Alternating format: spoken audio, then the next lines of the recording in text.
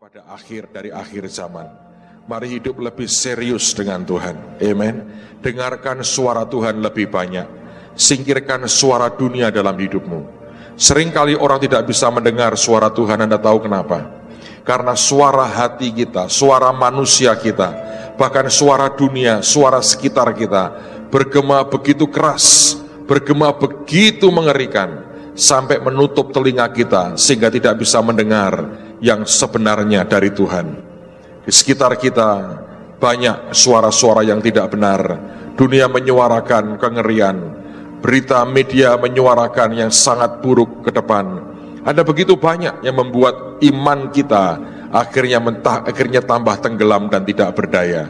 Kalau kita biarkan, Anda akan rugi sendiri. Mari dengarkan suara Tuhan. Lihat apa yang Tuhan mau berikan buat kita. Kita hidup pada akhir dari akhir zaman. Sesuatu yang sedang terjadi ke depan tidak pernah dialami sebelumnya. Tapi saya percaya itu akan membawa kemuliaan yang luar biasa bagi namanya. Amen, saudara. Saya berdoa tidak ada di tengah-tengah kita orang yang gampang loyo, orang yang gampang discourage, orang yang gampang lemah. Tapi orang yang kuat dan orang yang bisa bertahan, dan orang yang bisa meraih kemenangan dalam keadaan seperti apapun. Saya berdoa Tuhan memberikan kepada setiap kita iman yang militan, iman yang tahan banting, iman yang tahan goncangan, iman yang tahan menghadapi segala penderitaan dan kesulitan dalam kehidupan kita tanpa menggerutu. Iman yang tahu di mana dia harus berdiri dalam kebenaran Tuhan. Iman yang mengatakan bahwa aku akan ikut Tuhan apapun yang terjadi. Tidak akan pernah bisa kita biarkan siapapun menggoyang iman kita. Amen. Karena tidak ada satu manusia pun yang mati buat kita. Yang mati buat Anda dan saya cuma satu, yaitu Yesus Kristus Tuhan. Kalau dia berkata kerjakan apapun, kita tetap mau peduli saja apa yang Tuhan mau sampaikan buat kita. Mari semua angkat tangan di hadapan Tuhan. Tuhan, beri kami iman seperti ini Tuhan. Iman yang tidak gampang menyerah, iman yang terus mendesak maju sampai kami mengalami apa yang Tuhan janjikan dalam hidup kami. Like a woman with the issue of blood, we press in, we press in, like a blind man waiting patiently, we press in through the crowd. Suddenly a touch from heaven, Jesus came and rescued me. Suddenly a touch from heaven, Jesus came and set me free. Lagu ini menceritakan akan perempuan yang 12 tahun menderita pendarahan. Dihabiskan semua hartanya untuk mengobati sakitnya, tapi keadaannya makin memburuk dan tidak tambah baik. Satu hari dia mendengar berita-berita tentang Yesus, imannya bangkit. Dan dia berkata, kalau aku bisa menjamah ujung jubahnya saja, aku percaya aku akan sembuh. Dan dia harus menghadapi kerumunan orang banyak yang berdesak-desakan dekat dengan Tuhan, yang tidak peduli akan pendarahan yang dia alami. Setiap orang datang dengan kebutuhan masing-masing, setiap orang punya interest yang berbeda. Ada begitu banyak yang menempelkan badannya kepada Yesus, tapi tidak membawa akibat apapun, dan Yesus tidak pernah berasa apa-apa. Sampai ketika dengan merangkak wanita ini akhirnya menjamah ujung jubah Yesus. Dan Tuhan berkata, siapa yang menjamah aku? Para murid berkata, Tuhan, orang begitu banyak berdesakan dengan engkau, ada begitu banyak orang menjamah engkau. Dia bilang, tidak, ada tenaga yang keluar dari badanku. Dan wanita ini dengan takut dia mengaku di depan Tuhan. Dan Tuhan melihat imannya, dan dia berkata, imanmu telah menyelamatkan engkau. Hari ini ada banyak orang berdesak ingin menjamah Tuhan. Ada banyak orang berdesak ingin bersentuhan dengan Tuhan. Tapi adakah orang yang datang dengan Tuhan dengan iman, yang berkata, kalau aku jamah ujung jubahnya saja, orang lain mendekap badannya dan tidak menimbulkan efek apapun. Tapi kalau orang datang dengan iman, sesuatu akan terjadi. Dia berani lewati kerumunan orang banyak. Dia berani lewati penolakan dari banyak orang. Dia berani atasi semua kelemahan tubuhnya. Dia press in, dia mendesak masuk sampai dia menjamah ujung jubahnya. Firman berkata, wanita itu mengalami kesembuhan dari Tuhan. Pada bait kedua lagu ini berkata, seperti orang buta yang menunggu dengan sabar, Bartimeus duduk di pinggir kota Yeriko. Dia melihat kerumunan orang banyak, dia mendengar. Dia bertanya, ada apa ini? Dan orang berkata kepadanya, Yesus anak Daud lewat. Dan dia berteriak, Yesus anak Daud, kasihani aku. Ketika dia mulai teriak, orang banyak marah, berkata, diam, engkau berisik, engkau mengganggu orang. Seringkali kita terganggu dengan perilaku orang tanpa pernah mengerti hatinya sedang berteriak kepada Tuhan. Seringkali kita menghalangi orang datang ke Tuhan karena perilakunya tidak sesuai dengan yang kita pikirkan, padahal batinnya sedang menjerit kepada Tuhan yang hidup. Tapi hari itu ketika Tuhan mendengar jeritan Bartimeus, dia mendengar suara orang yang berseru dengan iman di hati, dan dia berkata, panggil dia. Firman berkata, orang berkata kepada dia, berkata, kuatkan hatimu. Dia memanggil engkau dan dia lepaskan jubahnya. Zaman itu kalau orang jadi pengemis dan buta, mereka punya jubah khusus sebagai atribut supaya orang tahu bahwa dia buta dan dia pengemis. Dia belum disembuhkan, matanya masih buta, tapi dia lepaskan atributnya sebagai pengemis dan orang buta. Dia mau berkata, kalau dia panggil aku tidak perlu lagi jubah ini. Firman berkata, kalau engkau berdoa, percaya seakan-akan sudah menerima, maka itu akan terjadi dalam hidupmu. Dia jalan, dia tersungkur. Tuhan bertanya, apa yang engkau mau aku lakukan bagimu? Nah, dengan air mata dia berkata, Guru, Rabuni, biarkan aku bisa melihat. Tuhan sentuh matanya dan dia berkata, jadilah menurut imanmu. Firman berkata, seketika itu juga terbuka matanya. Dia melompat bersukacita. Dia ikut kemanapun Tuhan pergi. Ada orang-orang seperti itu, dan saya berdoa di tengah-tengah kita, semua Anda dan saya adalah orang yang press in ikut Tuhan, tidak gampang dihambat oleh apapun dan siapapun, sampai kita menyentuh ujung jubahnya, sebab kita datang dengan iman. Dan waktu Anda datang dengan iman, suddenly, tiba-tiba, sebuah sentuhan dari surga, a touch from heaven, akan menolong Anda, akan mengubah hidupmu.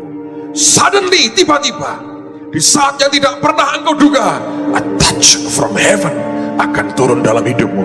Sentuhan surgawi akan turun dalam hidupmu. Suddenly, a touch from heaven. Jesus came and rescued me. Dia datang dan dia selamatkan kita. Amen, saudara. Beberapa orang bertanya dalam hidupmu, kapan pertolongan Tuhan akan datang dalam hidupmu? Kalau setiap Anda kali bangun pagi, kau bangun dengan expectation, dengan pengharapan, setiap hari akan menjadi satu hari mujizat dalam hidupmu. Setiap kali engkau bangun pagi, jangan bangun dengan loyo, bangun dengan pengharapan, bangun dengan iman, dan berkata, Tuhan, hari ini kau ciptakan buat aku. Sesuatu bisa terjadi hari ini. Tiap kali kau bangun dengan sebuah pengharapan, kau tahu, suddenly, tiba-tiba, di saat yang mungkin tidak pernah engkau duga, a touch from heaven akan turun dalam hidupmu. Dibutuhkan pengharapan yang konstan, yang terus-menerus, a constant expectation dalam hidup kita, karena kita orang beriman. Ada kalanya orang menanti dan menunggu kapan Tuhan. Tapi kalau setiap kali Anda bangun, Anda berkata, hari ini hari yang luar biasa. Hari ini sesuatu bisa terjadi. Hidupmu akan dipenuhi dengan pengharapan setiap kali. Tuhan yang kita sembah bukan Tuhan yang buta. Dia juga bukan Tuhan yang tuli, sehingga tidak bisa melihat dan mendengar setiap apa yang engkau lakukan. Dan hati dan iman yang naik di hadapannya. Dia Tuhan yang tercelik matanya. Dia penjaga yang tidak pernah terlelap dan tidak pernah tertidur. Matanya tertuju kepada orang-orang benar, telinganya kepada teriakan mereka yang percaya kepadanya. Percaya saudara, percaya. Jangan pernah hidupmu digoyahkan oleh apapun. Saya tahu. Dia lagi keluarkan dan dia lagi nyatakan, dia lagi ungkapkan hatinya. Tapi dia alirkan roh iman di tengah-tengah kita. Engkau yang perlu mujizat Tuhan, waktunya engkau teriak ke dia. Saya beritahu saudara, dia bukan Tuhan yang tuli, dia bukan Tuhan yang buta. Dan biar minggu ini engkau jadikan minggu mujizat dalam hidup kami. Minggu terobosan yang tidak pernah kami pikir, biar terjadi dalam hidup kami. Bukan seperti yang kami pikirkan, tapi seperti yang Tuhan pikirkan dan Tuhan sediakan. Lihat akan hidup jeritan hati anak-anak-Mu. Dan semuanya kami naikkan dengan iman kepadamu. Sebab kami menyembah Tuhan yang hidup dan bukan Tuhan yang mati. Kami menyembah Allah yang luar biasa, Tuhan yang tidak buta dan Tuhan yang tidak tuli, tapi Tuhan yang mengerti, yang mengerti, yang mengerti, yang mengerti. Terima kasih Bapa. Terima kasih Tuhan. Terima kasih Tuhan. Demi nama Tuhan Yesus. Amen. Amen.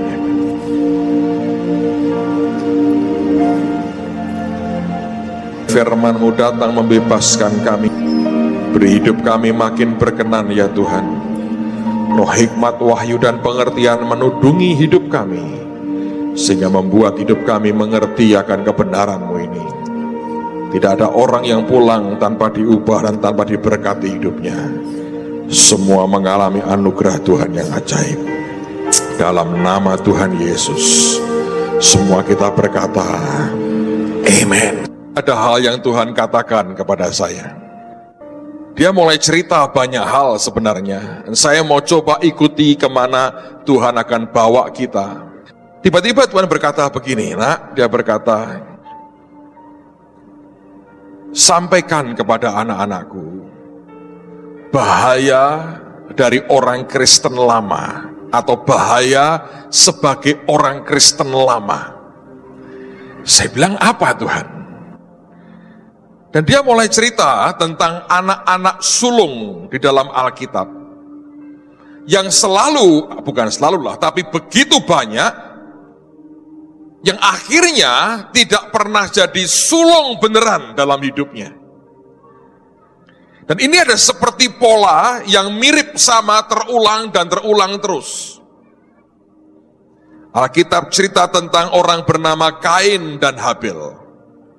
Bukankah Habel yang mendapat perkenan dan bukan Kain?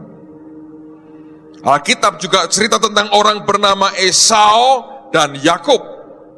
Dan bukankah Yakubnya yang menonjol dan dikenan Tuhan dibanding dengan Esau? Alkitab cerita tentang orang bernama Serah dan Peres, anak-anak Yehuda dari Tamar. Bukankah yang kedua yang mengatasi yang pertama? Bukan Serah yang merupakan keturunan atau nenek moyang Yesus, tapi Peres adiknya yang naik. Alkitab cerita tentang anak-anak Yusuf, Manasye dan Efraim. Dan bukankah Efraim lebih menonjol daripada Manasye, dan berkat kesulungan jatuhnya pada Efraim dan bukan pada Manasye. Alkitab cerita tentang 2,5 suku yang tidak mau masuk menyeberang Yordan sebenarnya. Mereka menjelang sampai di Yordan, mereka melihat tanah yang sudah bagus. Mereka berkata, kami tahu bahwa seberang Yordan merupakan tanah perjanjian, tapi kami mau di sini saja, tidak usah ke sana. Siapa mereka? Ruben, Gad, dan setengah yang Manasye. Ruben itu anak sulung dari rahim Lea. Gad anak sulung dari rahim Silpa. Dan Manasye itu anak sulung dari Yusuf. Tiga-tiga sulung ini puas dengan di luar tanah perjanjian dan tidak mau crossing sungai Yordan. Ada apa ini saudara dengan semuanya ini? Lihat cerita tentang perumpamaan Yesus tentang anak bungsu dan anak sulung. Lihat si bungsu yang akhirnya menikmati kekayaan bapaknya dan pesta dengan luar biasa, tapi sulung yang marah di luar dan tidak pernah menikmati apa yang bungsu nikmati. Lihat juga perumpamaan tentang para pengerja kebun anggur yang kerja dari pagi sampai sore, yang kerja pertama dapat upah sedinar, yang kerja hanya sejam juga dapat upah sedinar. Yang marah adalah orang yang kerja pertama. Bukankah gambaran si sulung begitu? Yang muncul pertama, kerja duluan, paling keras, akhirnya tidak mendapat apa-apa. Saya teringat sebuah perkataan firman, coba buka dalam Lukas pasal yang ke-13. Lukas 13 ayat yang ke-30. Lukas pasal 13 ayat yang ke-30.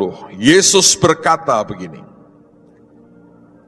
Lukas 13:30 Tuhan berkata, dan sesungguhnya ada orang yang terakhir. Artinya tidak selalu bahwa yang terakhir akan begitu. Ada. Artinya tidak semua, tapi ada. Dia berkata, dan sesungguhnya ada orang yang terakhir yang akan menjadi orang yang terdahulu. Dan ada, bukan semuanya, tapi ada orang yang terdahulu yang akan menjadi orang yang apa? Terakhir. Penolakan dari manusia menyakitkan, tapi penolakan dari Tuhan mematikan. Hari Jumat dan Sabtu saya mengunjungi total 8 gereja. Saya tanya begini, Pak, yang datang berapa kalau kebaktian?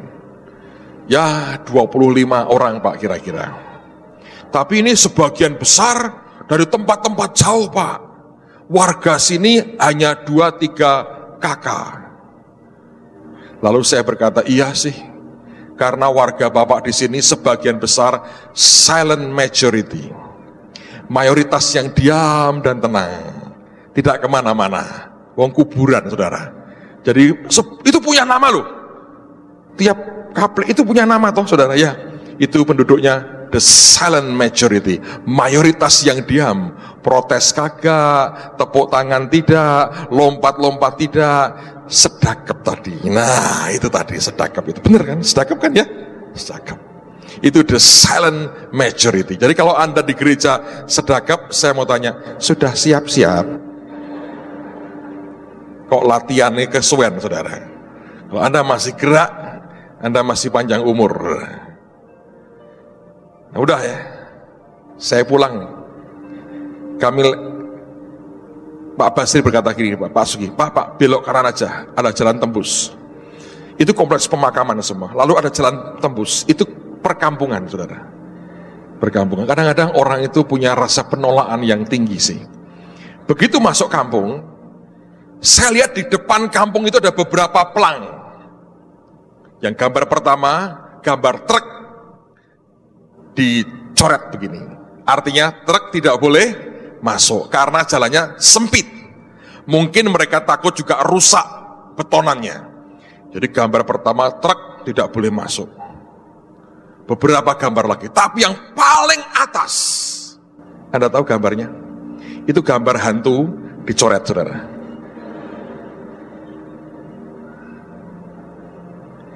Anda tahu gambar hantu gitu ya, dicoret. Artinya hantu tidak boleh masuk. Orang sudah mati aja masih kena larangan warga loh saudara. Kadang-kadang saya berkata ini guyonan yang nyelekit ini. Yang mati berkata, ngono yo, mampir tok aja tidak boleh. Hantu tidak boleh masuk. Bagus sih kalau Anda tinggal di berkota, Anda perlu punya tempat itu. Kalau tidak akan penampakan terus dari rumah saudara. Penolakan dari manusia menyakitkan sih. Tapi penolakan dari Tuhan akan bisa begitu mematikan. Mengapa ada orang-orang yang terdahulu bisa jadi terkemudian, dan yang terkemudian jadi yang terdahulu? Saya mau ajak kita lihat cerita-cerita ini, karena tidak ada sebuah pola yang persis sama, dan tiap cerita punya pola yang sangat khusus.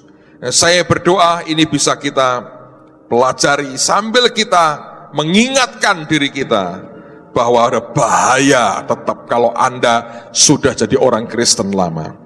Lihat Kejadian pasal yang keempat. Kejadian pasal yang keempat, ayat yang pertama sampai dengan ayat yang ke-8. Kejadian pasal yang keempat, ayat yang pertama sampai dengan ayat yang ke-8. Judulnya Kain dan Habel. Kemudian manusia itu bersetubuh dengan Hawa istrinya, dan mengandunglah perempuan itu, lalu melahirkan Kain. Maka kata perempuan itu, aku telah mendapat seorang anak laki-laki dengan pertolongan Tuhan.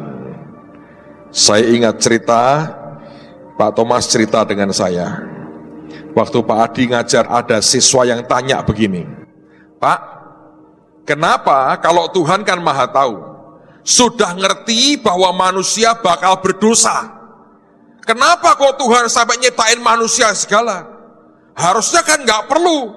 Wong dia tahu ujungnya malah sengsara. Gak perlu ciptakan manusia, Pak. Kenapa kok begitu? Pak Adi dengan tenang berkata, iya benar, Tuhan memang kurang pinter. Ini saya omongin deh Tuhan, lain kali kalau buat apa-apa suruh rundingan sama situ ya, minta nasihatnya, katanya begitu. Karena kamu lebih pinter dari Tuhan. Apakah itu jawaban atau tidak?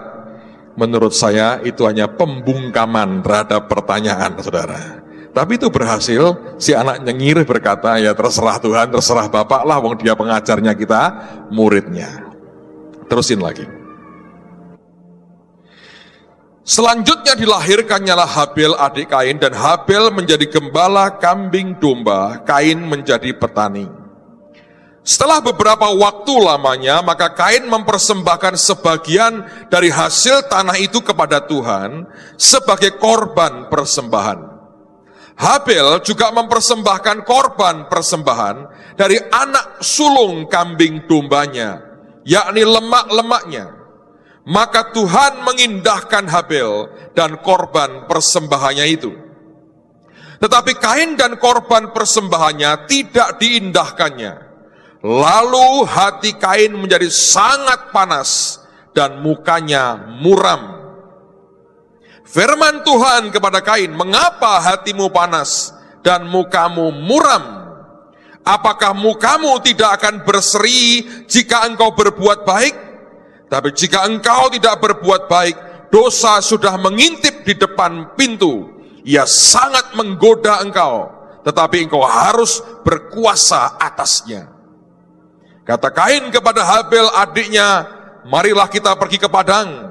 Ketika mereka ada di padang, tiba-tiba Kain memukul Habel adiknya itu, lalu membunuh dia. Aneh sekali.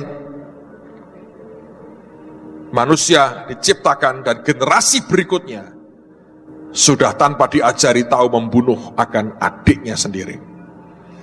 Apa yang membuat Kain tertolak oleh Tuhan dan ditolak Tuhan? Ada banyak aspek yang kita bisa belajar. Tapi ini yang saya perhatikan. Seringkali kesulungan atau senioritas kita sebagai orang Kristen selalu membuat kita beranggapan bahwa kita lebih baik. Berapa banyak orang tua ketika marah dengan anaknya berkata, aku ini sudah makan asam garam dunia. Makanya blood rate-nya tinggi terus saudara. Mangane uyah terus. Dan kecut terus, mencret terus. Dia berkata, aku ini sudah makan asam garam dunia. Kamu anak ngerti apa? Orang timur lebih sadis. Anak gak pernah dapat suara untuk berbicara. Dibungkam dengan segala cara. Karena selalu merasa lebih tua, lebih ngerti, lebih pengalaman.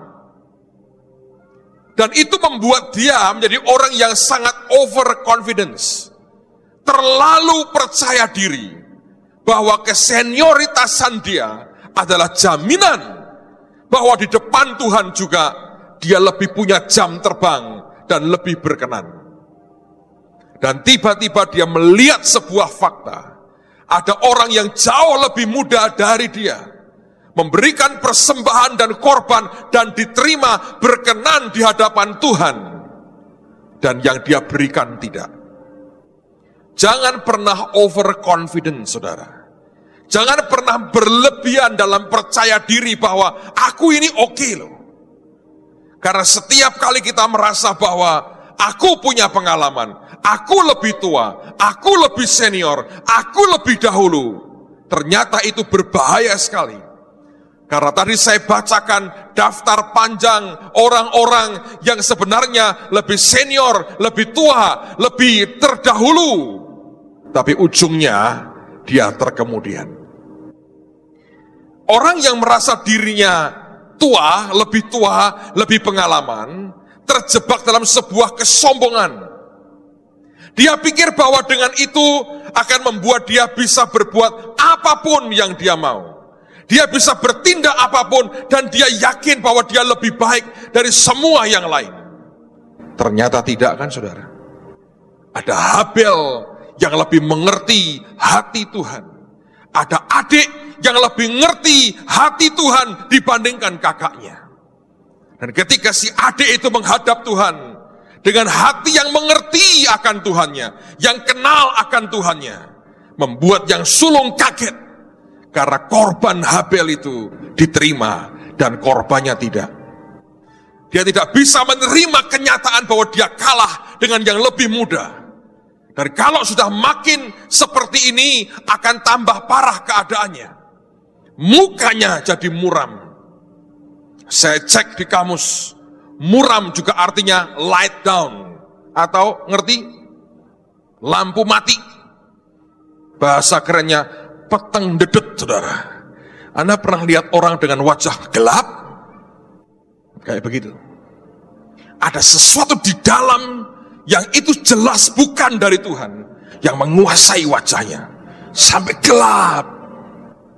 Kadang-kadang sudah hitam orangnya, tambah hitam, nggak kelihatan apa-apa. Ada orang-orang yang wajahnya sebetulnya putih sih, tapi gelap, dalamnya itu gelap. Dan Tuhan berkali-kali berkata, mengapa wajahmu murung? Mengapa wajahmu gelap? Kalau engkau berbuat baik, mestinya kan engkau berseri-seri.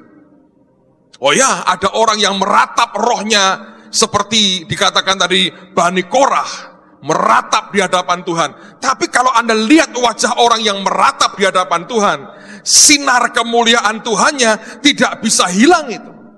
Tapi kalau Anda sudah murung seperti Kain, ada sesuatu yang salah di dalam yang kita harus bereskan di hadapan Tuhan. Bagi Kain dia berkata, gak masuk akal. Kenapa Habel diterima? Gak masuk akal. Bukankah aku memberikan yang lebih baik? Nah, zaman itu orang tidak makan daging. Orang baru makan daging setelah zaman air bah. Sebelumnya orang tidak makan daging. Orang makan dari hasil pertanian. Jadi hasil pertanian itulah kehidupan orang. Ternak tidak terlalu berharga secara manusia. Buat Kain tidak masuk akal. Aku memberi kehidupanku. Aku memberi hasil jerih payahku. Aku memberi yang terbaik aku punya. Kenapa ditolak? Kalau Anda pelajari sebenarnya, karena memang Tuhan tahu domba dan anak domba simbol dari Yesus. Ketika Habel memberikan anak domba yang sulung, buat Bapak itu gambaran seperti Kristus kelak sebagai si sulung mati buat semua kita, mati bagi seisi dunia. Dan itu korban yang acceptable, yang diterima Tuhan, yang Tuhan suka. Kain tidak pernah mengerti Tuhan punya penilaian sendiri. Kain tidak pernah mengerti, Tuhan melihat dengan cara berbeda. Sebenarnya Tuhan mau berkata begini, korban pertamamu aku gak suka. Belajarlah dari adikmu, lihat korban yang lebih baik. Seharusnya kalau dia mau belajar dengan hati yang merendah, dengan hati yang terbuka, dan dia berkata, aku mau belajar kok, aku mau mengenal lebih jauh lagi, kok bisa dia diterima, aku tidak, jauh akan luar biasa. Tapi kesombongan sudah menguasai dia. Dia merasa dirinya benar, dia merasa dirinya oke, dia merasa lebih ngerti dari siapapun. Bahkan ketika Tuhan tegur dia tidak jawab. Tuhan peringatkan dia, tidak ada responnya. Dia diam. Dan langsung dia bawa adiknya keluar. Dan dia bunuh adik kandungnya sendiri. Mengerikan, saudara ya. Dosa itu begitu mengerikan. Mungkin kalau saya jadi penasihat Tuhan, saudara, saya akan ciptakan sebetulnya Adam Hawa yang berbeda. Saya akan ciptakan Adam Hawa itu dari Guangzhou. Begitu ular makan, potong ularnya, dosa nggak bisa masuk. Sayang Adam dan Hawa vegetarian. Waktu ular menggoda, dia tidak makan ularnya, dia makan buahnya. Mungkin kalau jadi penasihat Tuhan, saya berkata, lain kali ya Tuhan ya, kalau mau diulang lagi, ciptain Adam Hawa dari Guangzhou. Kasih bendo di belakangnya. Kalau ular datang lagi, yes katanya, daging ular, masak, makan, dosa tidak bisa masuk. Setan akan tobat, mau bentuk apapun, sikat semuanya, berkata, enak katanya. Tapi terlambat kan, bukan itu yang Tuhan mau. Dan dosa itu bisa begitu mengerikan. Saudara, kalau engkau merasa jadi orang yang sudah lama dalam Tuhan, engkau melihat orang-orang generasi di bawah yang lebih baru, anak-anak yang engkau berkata, ini anak-anak ingusan, ngerti apa mereka tentang Tuhan, aku lebih bertahun-tahun kenali Tuhan. Dari abad ke abad, selalu sikap itu tidak pernah hilang dalam hidup orang percaya. Selalu begitu. Setiap ada kegerakan baru, penganiaya pertama bukan orang dunia, tapi orang Kristen. Yang mencemooh bahasa roh bukan orang dunia, orang Kristen. Yang mencemooh kegerakan rohani bukan orang dunia, orang Kristen. Selalu orang Kristen yang merasa lebih senior, lebih pinter, lebih ngerti semuanya. Dan dia tidak pernah menyangka Tuhan seringkali punya cara pandang yang beda sekali. Saya berdoa, biarkan Tuhan berikan kerendahan hati kepada kita. Belum tentu kok saudara. Belum tentu. Belum tentu. Belum tentu. Di Temanggung saya melayani seminar untuk hamba-hamba Tuhan. Ketika saya undang siapa minta didoakan maju ke depan. Sejujurnya yang maju ke depan orang-orang mungkin sudah umur 65-70 tahun. Yang ketika mereka sudah malang melintang dalam pelayanan, saya mungkin belum lahir. Tiba-tiba sekian puluh tahun kemudian, semuanya berubah. Di tengah-tengah kita ada begitu banyak anak-anak muda yang lagi dipakai Tuhan. Kita bisa pandang mereka dengan sebelah mata dan berkata, aku pernah ngalami itu. Tapi kalau itu sudah jadi sikap kita, satu hari Anda akan kaget. Waktu mereka berkenan di depan Tuhan, lebih dari saudara, Anda akan syok. Tapi ini hari-hari di mana Tuhan mau mengajar kita. Belajar seperti anak-anak. Belajar seperti orang yang tidak ada pengalaman tapi bergantung ke Tuhan. Supaya anugerahnya tetap besar dalam kehidupan kita. Amen, saudara. Kenapa kita harus bunuh saudara kita? Perhatiin aja. Kalau mukamu sudah murung, gelap, lampunya mati, sudah tertekan terus hidupmu, jangan berkata engkau sedang dalam kebenaran.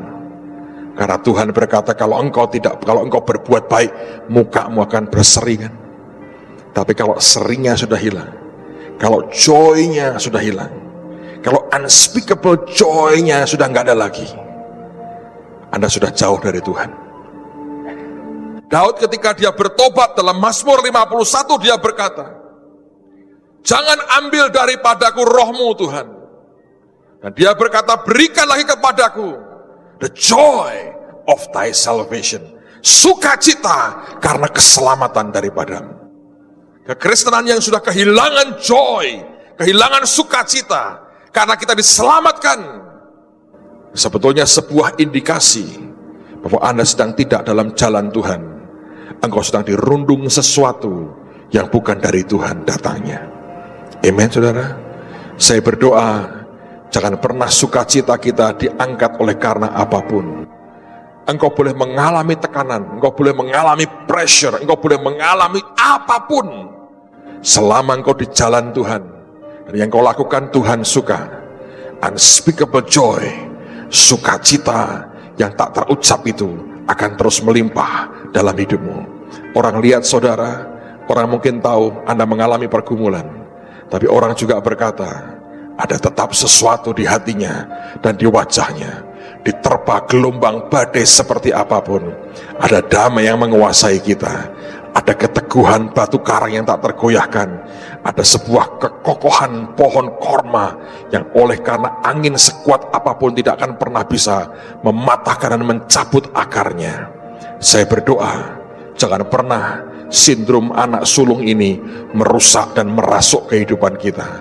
Banyak orang yang sudah Kristen lama, tapi ketika dia datang ke Tuhan, Tuhan berkata hanya menggelengkan kepala. Tapi orang-orang baru yang hatinya murni dengan Tuhan, dia berkata, aku suka itu nak, aku suka itu. Amen, saudara. Tutup Alkitabmu sebentar. Thank you Lord. Like a woman with the issue of blood, we press in, we press in, like a blind man waiting patiently.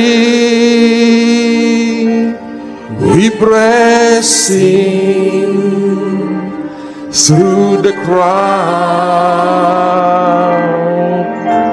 Suddenly a touch from heaven, Jesus came and rescued me. Suddenly a touch from heaven, Jesus came and set me free. Saya mau lempar sebuah batu pengukur di dalam hati Anda masing-masing.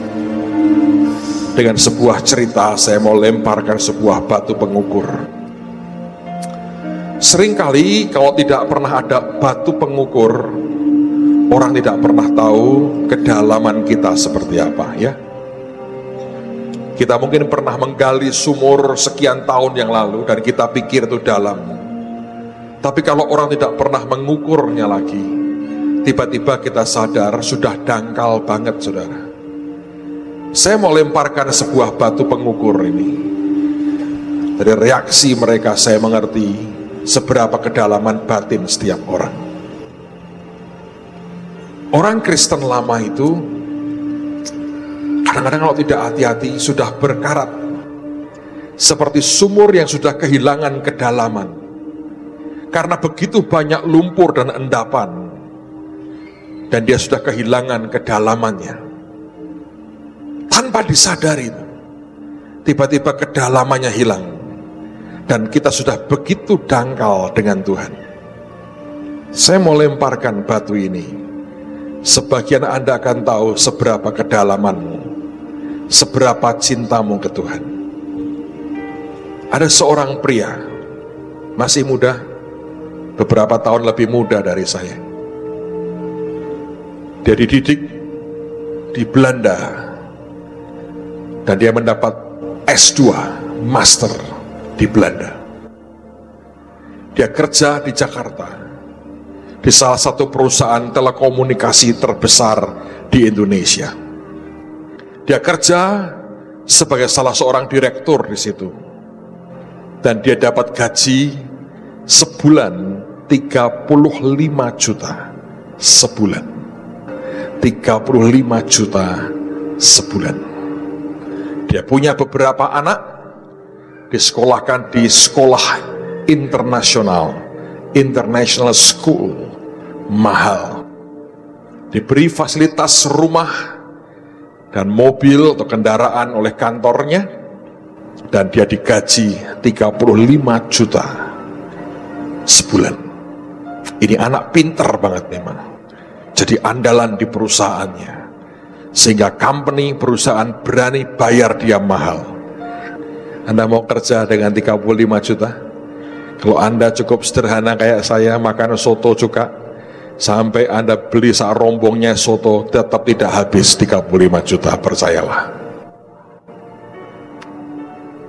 Satu hari Tuhan panggil dia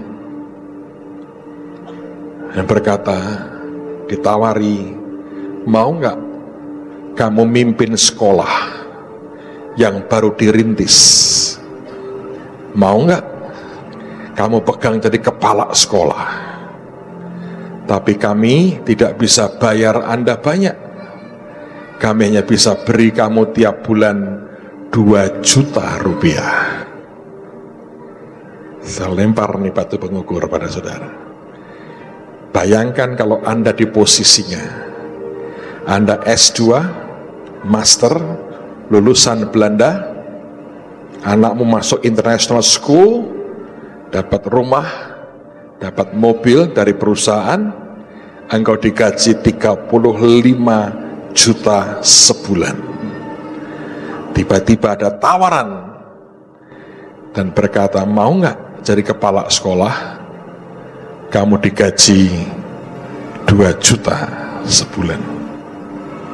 Kalau Anda di posisi dia, siapa yang berkata, amin Pak, saya terima. Saya mau lihat tangan Anda diangkat. 35 juta dan tinggal 2 juta. Dia ngomong ke istrinya, diam istrinya. Dia ngomong ke anak-anaknya, aku mau terima ini, tapi kalian harus tak pindahin ke sekolah yang baru Papa rintis. Dikeluarkan dari sekolah yang baik, dan diberitahu mulai sekarang tidak ada lagi makan di restoran yang mahal, makan di rumah seadanya. Tiga-tiganya anaknya berkata, kami benci Dedi, kami benci Papa, benci. Marah, tidak mau ngomong. Dia berkata, aku benci Papa.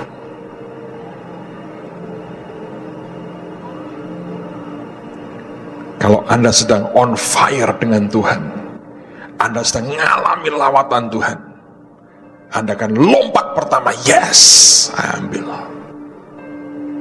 Tapi biasanya orang Kristen lama akan berkata, berhikmat dong, 35 juta kan kita bisa membiayai 17 kepala sekolah, pakai otak dong, edan kayak ngono iku. 1-2 orang di dunia lah yang punya itu. Memang kok saudara, tidak banyak kok, tidak banyak. Itu sebabnya dia berkata, banyak yang dipanggil, tapi sedikit yang dipilih. Jangan pernah merasa hebat loh kekristenan kita. Jangan pernah merasa hebat kekristenan kita. Kenikmatan saudara, rasa nyaman kita bisa begitu mengerikan loh pada saat Anda mau serius dengan Tuhan. Kenapa saya mau dan saya bicara hal ini begitu banyak? Karena saya tidak ingin seorang pun rontok di tengah jalan. Ingat tipu daya kekayaan itu. Tipu daya kekayaan membuat engkau tidak tahan lama. Itu seperti semak duri yang menghimpit saudara. Kalau engkau tidak membiarkan dirimu mengebaskan semak duri dalam hidup saudara, Kristenmu tidak akan tahan lama. Tapi kalau engkau mau dibersihkan Tuhan, batu disingkirkan, semak duri disingkirkan, Anda tidak akan tertipu dengan kekayaan, tapi Anda hatimu melekat hanya pada Tuhan. Amen, saudara. Angkat tangan sama-sama sekali lagi. Tuhan, hamba berdoa demi nama Yesus. Hambanya cerita, hambanya lemparkan batu pengukur, tapi selebihnya mereka sendiri dengan Engkau. Buat hati kami merendah. Sesungguhnya ada terlalu banyak yang kami belum bisa masuki dan capai. Sesungguhnya ada banyak orang yang jauh berani taruhkan hidupnya apa adanya dibandingkan kami. Sesungguhnya kami sadar tidak ada alasan untuk bermegah. Sesungguhnya kami melompat ketika kami ditawari berkat. Tapi kami sembunyi ketika orang mulai bicara tentang harga yang harus dibayar dan pengorbanan. Tuhan, ajari kami hidup merendah di hadapan-Mu. Kami sadar Engkau tidak minta itu kepada semua orang Kristen, karena Engkau mengerti bahwa tidak semua kami akan tahan dan bisa memberikan jawaban seperti yang Engkau mau. Tapi kami berdoa di tengah-tengah Engkau tidak menawarkan itu pun kepada kami. Beri kami hati yang merendah, hati yang merendah di hadapan-Mu, hati yang merendah, hati yang merendah, hati yang merendah Tuhan, hati yang merendah. Biarkan hati kita hanya mau berkata, menyenangkan-Mu, semangat-Mu, hanya itu kerinduanku. Menyenangkan-Mu, senangkan hatiku, hanya itu kerinduanku. Menyenangkan-Mu, senangkan-Mu, hanya itu kerinduanku. Menyenangkan-Mu, senangkan hatiku, hanya itu kerinduanku. Katakan lagi, menyenangkan-Mu, menyenangkan-Mu, senangkan-Mu, hanya itu kerinduanku. menyenangkan-Mu, senangkan hatiku, hanya itu kerinduan. Katakan lagi, menyenangkan, Menyenangkan-Mu, senangkan-Mu, hanya itu kerinduanku. Menyenangkan-Mu, senangkan hatiku, hanya itu kerinduan. katakan sekali lagi, menyenangkan.